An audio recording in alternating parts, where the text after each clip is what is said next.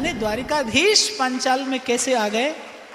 तो द्रौपदी उनके चरणों का दर्शन कराने के लिए तुम्हें उनके निकट लेकर जाता, पर उनकी करुणा, उनकी उदारता देखो कि जैसे उन्होंने सुना कि तुम अस्वस्थ हो तो तुम्हें आशीर्वाद देने यहीं चले आए। कांप गई द्रौपदी। हाँ, मुझे सुबह से शकुन तो हो रहे थे, मैं कह रही थी कि आज इस वायु में कोई संगीत घुला है, जैसे ये पवन बार बार मेरे कर्ण रंध्रों में जाकर घोल रही थी वो मधुरिमा, कि आज उनके श्री चरणों का दर्शन होगा, आज तेरे नेत्र कृतार्थ हो जाएंगे, आज तेरी जन्म जन्म की प्यास, ये तृषा आज इसे तृप्ति मिलने वाली है। पर वो कहां जानती थी कि उनका रूप ऐसा है जिसे देखकर आज तक कोई तृप्त नहीं हुआ, जिसे देखकर आज तक कोई तृप्त नहीं हुआ, जिनका दर्शन की लालसा और बढ़ा देता है, दर्शन का लोभ और बढ़ जाए। और द्रौपदी ने प्रथम मिलन में केवल और केवल श्री कृष्ण के चारों चरणों का दर्शन किया। आहा, द्रौपदी के हाथ में जो 2 नील कमल अभी नितंबिनी ने लाकर दिए थे, द्रौपदी को लगा कि तुच्छ है ये नील कमल और इनका सौंदर्य, मैं आज तक यूं ही इतराया करती थी इन पर कि मेरे सरोवर में खिले पुष्पों से सुंदर पुष्प इस विश्व में कोई नहीं होगा, पर व्यर्थ है इनका सौंदर्य। आज जब रसिक शेखर श्याम सुंदर नंद नंदन पूर्ण पुरुषोत्तम द्वारिकाधीश सन्मुख खड़े हैं, और जब उन रूप गुण सिंधु के चारों चरणों पर द्रौपदी की दृष्टि पड़ी, अब इसकी कल्पना कर पाना कठिन है कि द्रौपदी के हृदय की अनुभूति उस क्षण क्या रही होगी जब प्रभु के चरणों का प्रथम बार दर्शन हुआ होगा।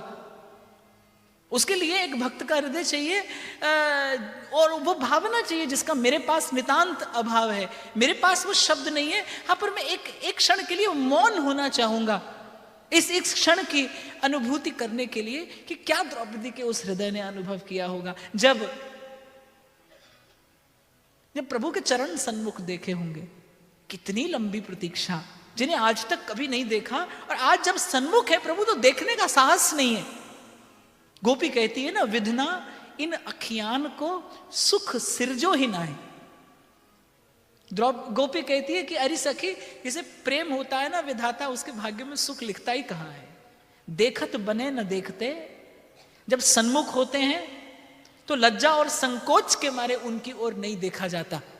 देखत बने न देखते और बिन देखे अकुलाहें, और जब सन्मुख नहीं होते तो देखने की व्याकुलता चैन से नहीं जीने देती, वो एक क्षण के लिए चैन नहीं लेने देती। तो विधना इन अखियान को सुख सिरजो ही ना।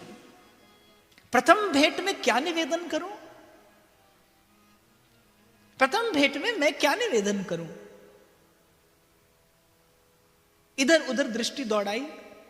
द्रौपदी के उद्यान में एक विशेष पुष्प था जो देवताओं की कृपा से द्रौपदी के अतिरिक्त और किसी को प्राप्त नहीं था, और वो पुष्प थे नीले गुलाब। खबर नहीं आपने कभी सुना भी हो या देखा भी हो, नील वर्ण के गुलाब। प्रथम बार इन सुंदर सुकुमार, इन सुंदरता के धाम, ये त्रिभुवन शोभा धाम, इन चारों चरणों में क्या निवेदन करूं। द्रौपदी दौड़कर गई। नेत्र मूंद कर हो सके तो इस दृश्य की भावना करना। दौड़कर गई द्रौपदी। निकट ही वो द्रौपदी के अतिशय प्रिय वो नीले गुलाब खिले थे। तोड़े द्रौपदी ने वो 2 पुष्प और दौड़कर ला रही है द्वारिकाधीश के श्री चरणों में प्रणिपात निवेदन करने के लिए। और मन में कई भाव है कि ऐसे सुंदर पुष्प तो विश्व में कहीं नहीं है, शायद द्वारिकाधीश ने भी न देखे हों। रोक लिया मन की भावना ने।